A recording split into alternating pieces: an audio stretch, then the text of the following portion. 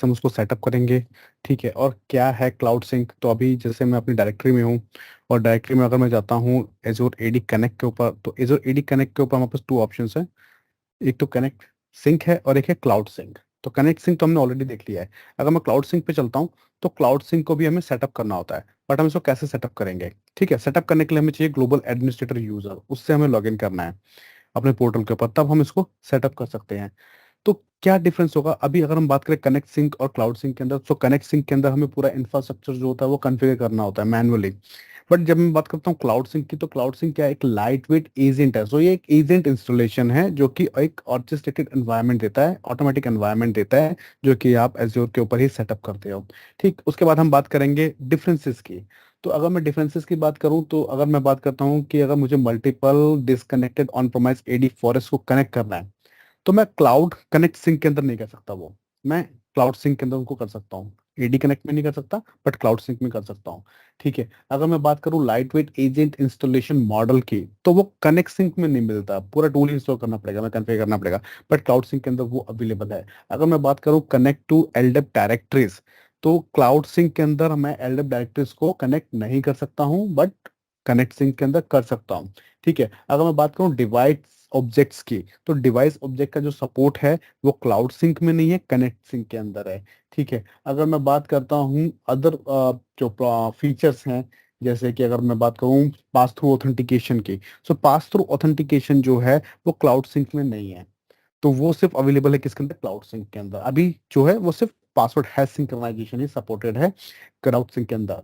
तो अगेन ये भी एक आपको अगर बहुत डिपेंड कर रहा है कि आपको क्या फीचर्स चाहिए। Based on the feature you can select either connect और क्लाउड सिंक, ये डिपेंड करेगा आपके ऊपर। मैं आपको एक दो डिफरेंसेस और बता देता हूँ, जैसे कि अगर मैं बात करूँ एडवांस कस्टमाइजेशन एट्रीब्यूट्स फ्लो, जो हमारे एट्रीब्यूट्स होते हैं, यूजर एट्रीब्यूट्स होते हैं, क्लाउड सिंक के अंदर अवेलेबल नहीं है। अगर मैं बात करूं ग्रुप राइट बैक की, ठीक है, जो हम पासवर्ड राइट बैक आपको याद होगा, तो वो जो ग्रुप राइट बैक का फीचर है वो सिर्फ एडी कनेक्ट के अंदर है, क्लाउड सिंक के अंदर नहीं है। ठीक है, अगर मैं बात करता हूं आपका अनलिमिटेड नंबर ऑफ ऑब्जेक्ट्स पर एडी डोमेन, तो वो आपका एडी कनेक्ट में ही अवेलेबल है, क्लाउड सिंक के अंदर अवेलेबल नहीं है। ठीक है, अगर मैं बात करता हूं आपके large group with up to 25 lakh members. So let me cross check this number. So 2,50,000 members, large group with 2 lakh up to 2,50,000 members. That is only supported into Cloud Sync, Connect Sync. Sorry, Connect Sync, not in Cloud Sync. So it's a lightweight agent installation which will give you a orchestrated environment. Let me show you how we can configure it. So let's do one thing. Let's go to your virtual machine where we are going to set up this. So अभी मैं हूँ अपने AD Connect वाले VM के अंदर, और जहाँ पे मैं पहले से ही अपने SRV1 यूजर से लॉगिन हूँ, जो कि मैं आपको दिखा देता हूँ। ठीक है, तो ये मेरी कौन सी VM है, ये DC है। मैं वर्चुअल मशीन पे चलते हैं और यहाँ पे आपको दिखाता हूँ कि मैं SRV1 यूजर से लॉगिन हूँ। मैं गूगल क्रोम को ओपन कर लेता हूँ, और यहाँ पे हम अपने AD वाले जो अपना जो एजो का पोर्टल है उस पर हम लॉगिन कर लेते हैं। तो मैं वर्चुअल मशीन के अंदर अपना एजो का पोर्टल लॉगिन कर रहा हूँ। यहाँ पे मैं ग्लोबल एडमिनिस्ट्रेटर के साथ लॉगिन करता हूँ, क्योंकि क्लाउड सिंक को कॉन्फ़िगर करने के लिए ग्लोबल एडमिनिस्ट्रेटर ही रिक्वायर्ड होता है। तो मैं एडमिन @sanjay@aws.com, मैं डॉक्यूमेंटेशन का लिंक जो है वो डिस्क्रिप्शन में डाल दूंगा, जिससे कि जो इसके प्री रिक्विजिट हैं, ठीक है, वो आपको पता लग जाएंगी। डॉक्यूमेंटेशन अपडेट कर लेना। तो हमको ऑन प्रोमाइस एडी इंफ्रास्ट्रक्चर चाहिए, एजोर एडी इंफ्रास्ट्रक्चर चाहिए। ठीक है, वो हमारे पास है, ऑलरेडी हमने सेटअप किया हुआ है, तो इसलिए मैं डॉक्यूमेंटेशन डाल दूंगा, वो आपको रिव्यू कर लेना। बाकी हमारे पास ऑलरेडी ये इंफ्रास्ट्रक्चर है, यहाँ पे हम क्लाउड सिंक को कॉन्फ़िगर कर सकते हैं। तो अब मैं लॉगिन हो गया हूँ, ठीक है, अपने ग्लोबल एडमिनिस्ट्रेटर के साथ। मैं यहाँ से सर्च करता हूँ एजोर एक्टिव डायरेक्टरी। अपने डोमेन पे चलते हैं। लेफ्ट हैंड साइड में मैं जाता हूँ एजोर एडी कनेक्ट के ऊपर, और हम चलते हैं एडी कनेक्ट के ऊपर। एडी कनेक्ट के अंदर जब हमको क्लाउड सिंक को अगर सेटअप करना है तो क्लाउड को सिंक को सेटअप करने के लिए हमें एजेंट डाउनलोड करना है। एजेंट को डाउनलोड करने के लिए आप जो ये टैब देख रहे हैं गेटिंग स्टार्टेड, इस टैब में मैनेज टैब है, मैनेज पे क्लिक करो। दो एजेंट दिखा रहा है, एक तो आपका है कनेक्ट सिंक, ठीक है, जो एडी कनेक्ट के लिए है, दूसरा है क्लाउड सिंक। तो क्लाउड सिंक का जो प्रोविजनिंग एजेंट है वो हम डाउनलोड कर लेते हैं, यहाँ पे एक्सेप्ट करते हैं टर्म्स एंड डाउनलोड, और इसको डाउनलोड कर लेते हैं अपने ऑन प्रोमाइस सिस्टम के ऊपर। फिर इसको रन कर देते हैं यहाँ से, एक्सेप्ट करते हैं एग्रीमेंट, क्लिक ऑन इंस्टॉल। और जैसे ही ये इंस्टॉल हो जाएगा एजेंट, तो विजार्ड ओपन होगा जहाँ पे सिंपली हमको अपना ऑन प्रोमाइस और एज्योर एक्टिव डायरेक्टरी को कनेक्ट करना है। सिंपली कनेक्ट करना है और कोई सेटअप नहीं करना है हमको, ठीक है। बाकी जितनी भी कॉन्फ़िगरेशन होगी वो आपकी क्लाउड पे ही होगी। तो ये आपका डिफरेंस है किसके अंदर, एडी कनेक्ट और इस क्लाउड सिंक एजेंट के अंदर। तो यहाँ पे देखो ये विजार्ड है हमारा, इस विजार्ड के अंदर मैं नेक्स्ट चलता हूँ। पहले तो हमें सिलेक्ट करना है अपना एक्सटेंशन। अब जो ये एक्सटेंशन दिखा रहा है ये अभी रिसेंटली इंट्रोड्यूस हुआ। अभी आप कोई भी पुरानी वीडियो देखोगे जिसमें कि क्लाउड सिंक, क्योंकि क्लाउड सिंक खुद जो है वो अभी कुछ टाइम पहले ही इंट्रोड्यूस किया माइक्रोसॉफ्ट ने, और उसमें भी अगर कोई पुरानी वीडियो पड़ी होगी तो उसमें आपको ये एक्सटेंशन नहीं दिखाएगा। ये भी रिसेंटली इंट्रोड्यूस किया है माइक्रोसॉफ्ट ने। तो अभी होता क्या है कि आपको डिसाइड करना है कि कहीं आप कोई क्लाउड HR एप्लीकेशंस तो यूज नहीं कर रहे हो, जैसे कि Salesforce, ServiceNow, Dropbox, correct.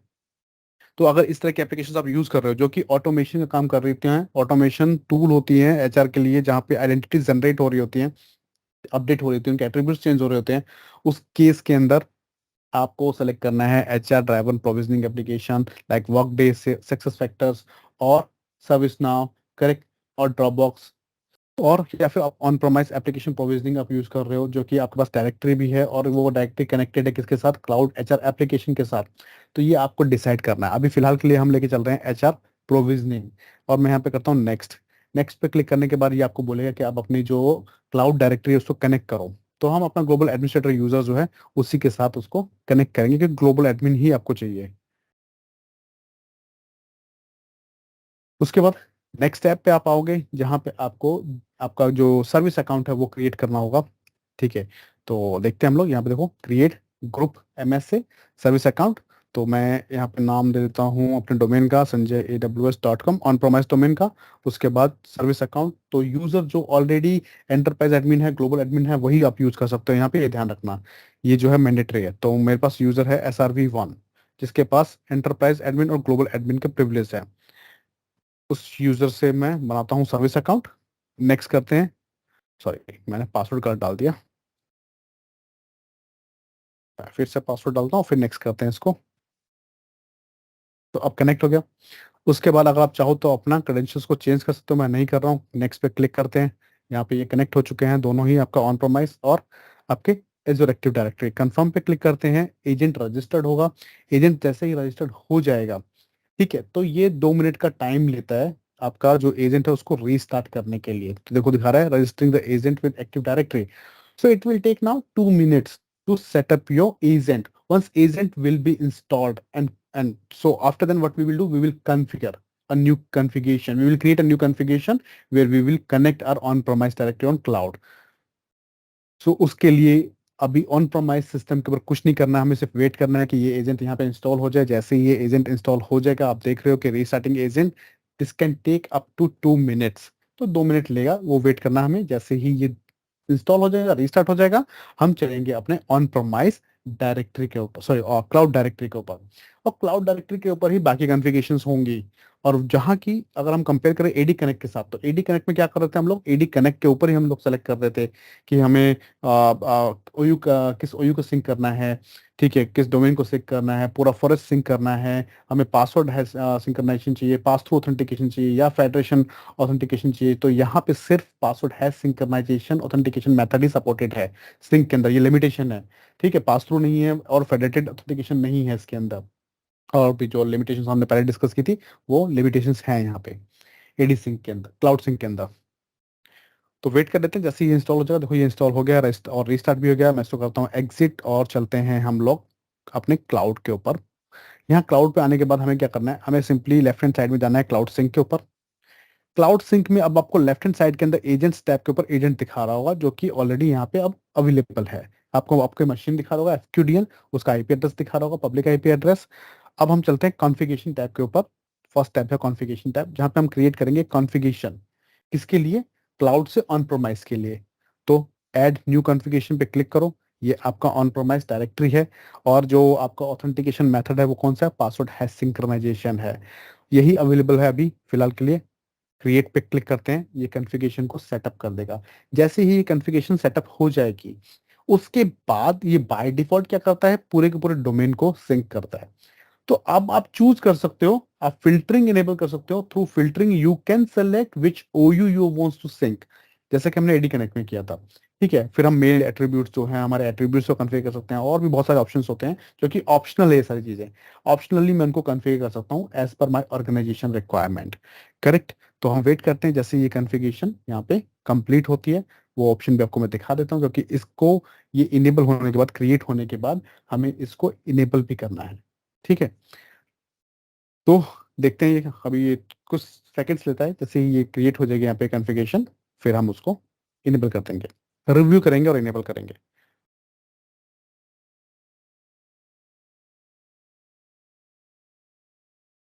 तो ये यहाँ पे क्रिएट हो गई है। अब चलते हैं वापस से, तो ये ऑटोमेटिकली आपको रिडायरेक्ट कर देगी उस टैब के ऊपर।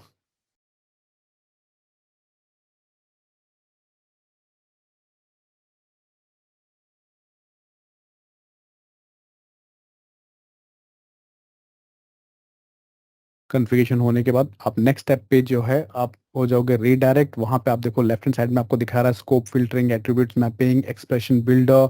ये सब जो चीज़ें हैं, इसको मैं कस्टमाइज़ कर सकता हूँ। स्कोप फ़िल्टरिंग का मतलब कि किस कौन सा स्कोप है जिसको मैं सिंक कर रहा हूँ। यहाँ पे आप देखो सिंकिंग स्कोप जो है आपका, तो बाय डिफ़ॉल्ट तो ये क्या करता है, पूरे के पूरे ऑन प्रोमाइस डायरेक्टरी को ही सिंक कर रहा है। मैं चाहता हूँ कि सिर्फ़ ओयू को सेलेक्ट करें, ऑप्शनल है सारी चीज़ें। मैप एट्रिब्यूट्स जो हैं, हमारे एट्रिब्यूट्स जो हैं, ठीक है, उनको मैं सिलेक्ट कर सकता हूँ। तो ये सारी सारी चीज़ें जो हैं ऑप्शनल हैं, आप बाद में इनको सेटअप कर सकते हैं। अभी फिलहाल के लिए अपनी लैब के लिए हम लोग जो है डिफ़ॉल्ट कॉन्फ़िगरेशन के साथ चल रहे हैं। मैं यहाँ पे क्लिक कर रहा हूँ रिव्यू एंड इनेबल पे, और ये अब मेरा इनेबल हो जाएगा। तो click on enable configuration, cloud sync जो है वो इनेबल हो जाएगा। और फिलहाल के लिए जो अपना स्कोप है वो क्या है? All users. तो सभी यूज़र्स को ये सिंक करेगा। ये हो गया यहाँ पे। अब एक काम करते हैं, अपने चलते हैं अपनी डायरेक्टरी के ऊपर। यहाँ पे चलते हैं यूज़र्स टैब के ऊपर और चेक कर लेते हैं कि वो यूज़र्स सिंक हुए हैं या नहीं हुए हैं। तो आते हैं ऑल यूजर्स पे। अब पहले तो कनेक्टर बनेगा, यह है मेरे पास कनेक्टर। रिफ्रेश करते हैं यहाँ से और चेक कर लेते हैं कि SRV1 और SRV2 वो दोनों यूजर यहाँ पे आ रहे हैं या नहीं आ रहे हैं। तो कुछ टाइम लेगा, थोड़ा ये टाइम लेता है, तो कुछ मिनट लेता है ये। जैसे ही हमारा एजेंट सेटअप होता है, कॉन्फ़िगरेशन सेटअप होता है, आप देखो आ गया SRV1 और SRV2 यूजर, तो क्लाउड सिंकिंग चल रहा है। ठीक है? इस तरीके से हम क्लाउड सिंक को कॉन्फ़िगर कर सकते हैं। अब मैं दिखा रहा हूँ कि हम इसको डिलीट कैसे करेंगे, डीप्रोविजन कैसे करेंगे, है ना? तो सिंपल है, डीप्रोविजनिंग के लिए सबसे पहला काम क्या है? सबसे पहला काम हम जाएँगे अपने डोमेन के ऊपर, जो अपना एज़्योर एडी का डोमेन है, एज़्योर एडी कनेक्ट पे जाएँगे, और यहाँ पे हम जाएँगे क्लाउड सिंक के ऊपर। क्लाउड सिंक के अंदर हम जाएँगे कॉन्फ़िगरेशन टैब के ऊपर। यहाँ पे आपको कॉन्फ़िगरेशन लोड करेगा, कुछ टाइम लेता है, कुछ मिनट लेता है ये कॉन्फ़िगरेशन को लोड करने में। जैसे ही कॉन्फ़िगरेशन लोड हो जाएगी, आपको क्लिक करना है अपनी कॉन्फ़िगरेशन के नेम के ऊपर, कॉन्फ़िगरेशन ओपन हो जाएगी। पहला काम होगा उसको डिसेबल करना, और दूसरा काम होगा उसको डिलीट करना। तो वेट करते हैं, जैसे ही कॉन्फ़िगरेशन हमारी अभी यहाँ पे दिखाएगा, शो कर देगा, हम पहले डिसेबल करेंगे, उसके बाद उसको हम डिलीट करेंगे। तो डिसेबल कॉन्फ़िगरेशन पे क्लिक करना है और इसको डिसेबल कर देना है, जो हमने पहले रिव्यू और इनेबल की थी। उसके बाद हमें डिलीट पे क्लिक करना है और इसको डिलीट कर देना है। यस पे क्लिक करना है, ये यहाँ से डिलीट हो जाएगी। तो अब हमारी कॉन्फ़िगरेशन डिलीट हो जाएगी। जैसे कॉन्फ़िगरेशन डिलीट होगी, हमें जाना है एडी कनेक्ट वापस से अपने डोमेन के ऊपर, और यूजर्स टैब पे जाना है, और यहाँ पे जाकर के मुझे अपने यूजर्स को डिलीट कर देना है। तो कनेक्टर को और SRV1 SRV2 on premise users को मुझे डिलीट कर देना है। उसके बाद मुझे जाना अपने मशीन के ऊपर और कंट्रोल पैनल के ऊपर। कंट्रोल पैनल में प्रोग्राम्स एंड फीचर्स में जाना है, और यहाँ पे जाकर के मैं जो मैंने एजेंट्स इंस्टॉल कर रखे हैं उनको मैं रिमूव कर दूंगा।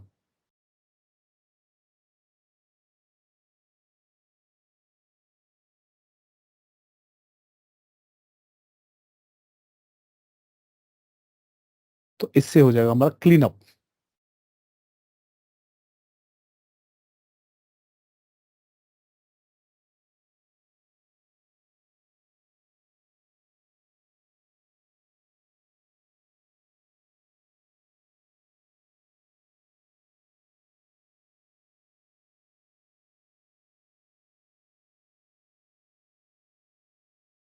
तो अगली जो भी हमारी वीडियोस आने वाली हैं उनमें हम देखेंगे कि हम मल्टी फैक्टर ऑथेंटिकेशन कैसे इंप्लीमेंट करेंगे पर यूज़र बेसिस। उसके बाद हम देखेंगे कि मल्टी फैक्टर ऑथेंटिकेशन को कैसे स्किप करना है। उसके बाद हम देखेंगे ऑथेंटिकेशन सेटिंग्स। उसके बाद हम देखेंगे कि हम कैसे करने वाले हैं कंडीशनल एक्सेस पॉलिसी को इम्प्लीमेंट। हम कैसे करेंगे लेगेसी एप्स को कॉन्फ़िगर कंडीशनल एक्सेस के साथ। हम कैसे करेंगे ब्लॉक डाउनलोड। आइडेंटिटी प्रोटेक्शन को हम टेस्ट करेंगे। ठीक है, सेल्फ सर्विस पासवर्ड रीसेट को हम देखेंगे। तो ये सारी सारी लैब्स हैं, नेक्स्ट लैब्स हैं। और माइक्रोसॉफ्ट का जो ऐप ऑथेंटिकेटर है उसको हम कैसे यूज करेंगे, सिक्योरिटी की ऑथेंटिकेशन कैसे यूज करेंगे, विंडोज हेलो फॉर बिजनेस कैसे यूज करेंगे, क्या फीचर है ये। ठीक है, और उसके बाद हम स्टार्ट करेंगे नेक्स्ट हमारा जो है उसमें हम अपनी एप्लीकेशंस पे आ जाएंगे कि एप्लीकेशंस को हम कैसे एक्सेस करेंगे। तो कुछ वीडियोस बची हैं, कुछ लेक्चर्स बचे हैं, उसके बाद ये सिलेबस हमारा हो जाएगा कंप्लीट। ठीक है, गवर्नेंस एंड आइडेंटिटीज पे भी हम आएंगे, वो उसके ऊपर वीडियो रिकॉर्ड करेंगे। फिलहाल के लिए ये सेशन हमारा कंप्लीट हो चुका है। और मैं इसको रिफ्रेश करता हूँ, यहाँ से देखो ये हमारे यूजर्स हो गए हैं डिलीट और हमारा जो क्लीनअप का प्रोसेस था वो हो गया कंप्लीट। जैसे आप कंप्लीट कर लोगे मुझे यहाँ से इसको क्लोज करने दो। और मैं अपने आरडीपी सेशंस को कर रहा हूँ क्लोज, क्योंकि अब हम इन वर्चुअल मशीन्स को यूज़ नहीं करने वाले हैं। तो क्लोज कर रहा हूँ और मैं जा रहा हूँ अपने डायरेक्टरी के ऊपर जहाँ पे मैंने वीएम्स बनाई थी। और मेरा जो रिसोर्स ग्रुप है जिसके अंदर ये वीएम्स जो मैंने बनाई थी उसको ओपन कर लेता हूँ और उसको मैं कर देता हूँ डिलीट। तो अपनी लैब को कर देना आप डिलीट, क्योंकि अब हम इसको यूज़ नहीं करने वाले। ठीक है, तो अब मिलते हैं हम नेक्स्ट लेक्चर के अंदर जहाँ पे हम देखेंगे मल्टी फैक्टर ऑथेंटिकेशन और कंडीशनल एक्सेस पॉलिसीज कैसे यूज़ करनी है। तब तक के लिए धन्यवाद।